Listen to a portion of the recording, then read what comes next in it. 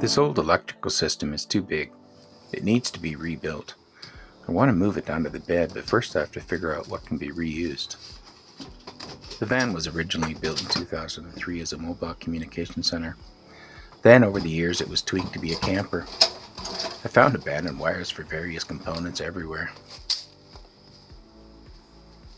During the test drive, we were happy to see the van had a big, robust electrical system. But it's so big. I admit its old school look is kind of cool, but we had no idea if anything worked.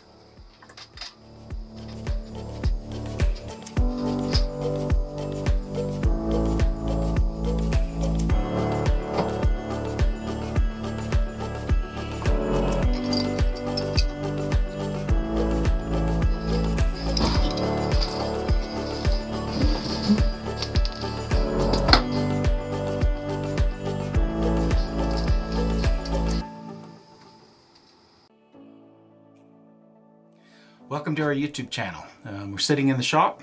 It might just be the world's smallest shop. 7 foot ceiling. Got all my tools jammed in here, but obviously working on the van out in the yard here. So I just wanted to give a bit of context about what this show's all about. We want to do a show, videos where locals go. We're going to interview them and then we'll try to get out there. For that, we need a good, capable van that's going to be able to get in the backcountry and stay out there for a while, so that's what we're trying to build. Because I don't have the van running at the moment, our old one is kind of dead in the backyard, and I need to build this new one, and it's not ready yet, and it's cold outside, so through the winter, I'm going to do some van build series, and you get to see what we're building, and I'll talk a bit about why we're building it, and then in the spring, we'll take you out and we'll start going where the locals go. Hope we see you around. I'll start by using the existing components that I can, then upgrade them as needed in the future. As much as possible, I'd like all the van utilities to run on the 12-volt system, with optional 110-volt outlets that'll run through the 2000-watt inverter. The system will primarily be charged while driving, with some solar panels to top it up. I'll add the solar power in the future. When needed, we'll run the generator to backstop the whole system. I'll mostly use shore power to maintain the batteries between outings.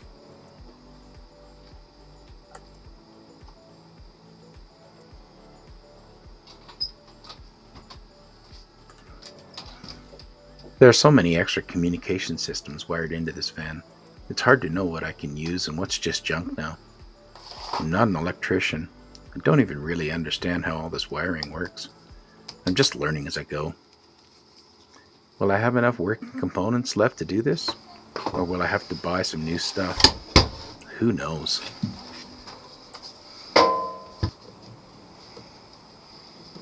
Okay.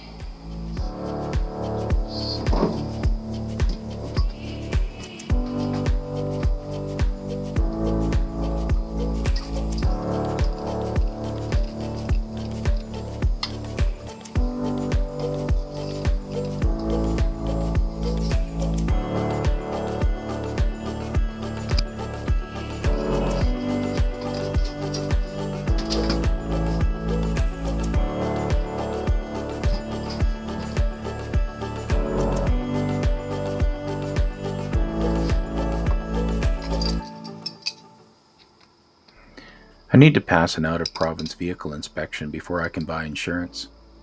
To do that, I need everything to work, preferably as close to factory as possible, or at least clean and safe enough for the inspector to pass it.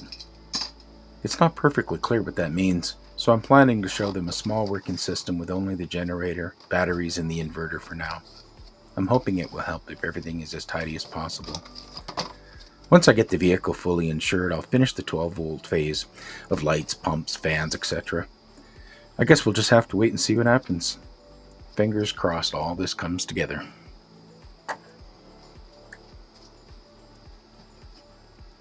So as I said, I'm not too technical about all this. So if you want a van life electrical system explained to you in simple layman terms, you're at the right place. Let's follow the electrons. In our case, it all starts at the generator. The van came with an own and it's an RV standard. Even better, it's a big one, 5,500 watts. First of all, it's crazy to have a generator in a van. Secondly, this one's huge. It was fully installed in its own steel box with a full exhaust system out the back, so hopefully it's quiet enough and doesn't vibrate us to bits while running. From here, the power makes its way to 2 golf cart batteries. I'm expecting this will give us about 200 amp hours of power without the generator. That's nothing amazing, but they are located in another steel box with lots of room for upgrades. I'll try these ones out in our shakedown trip in the spring, and we'll make new plans from there if needed. The batteries can also be charged from the shore power. There's a switch box that controls power from the generator or from shore power and directs it to the 40 amp charger you saw me repairing. That's a decent size. I'm betting it was high end 20 years ago. The inverter is an old case. It's 2000 watts, pure sine wave. That's an okay piece of kit even in today's standards. I'll use it to power a couple of 110 outlets around the van for computers and kitchen appliances. I'll only have power directly from the generator in the garage and the outside of the van for running maintenance tools, etc. I thought it would be fun to reuse some of the old electrical panels in the new build. So I cut up the mounting face with all the original labels and remounted the generator controls onto it. Then I located it all on the back door for easy access and viewing. I decided to add a battery monitor. The Renergy seems to be the standard. The shunt style connects directly to the negative side of the battery, letting us know how full it is. The old charge controller had a display panel, but it doesn't really tell you the level of charge. The Renergy has a simple display that looks like a battery filling.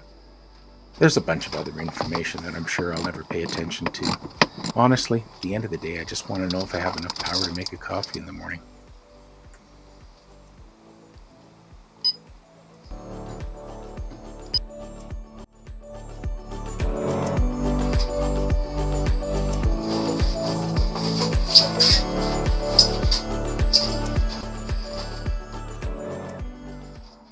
I'll be filming a series of videos that show our van build, working our way through each phase of construction. As you can see, the next show will explain how we insulated and roughed in the floors and walls. You likely noticed the back door's old crappy carpet cover and untreated plywood boxes. Don't worry, we'll get to it. Finishing work is the last step. I hope to see you all come back for our next video.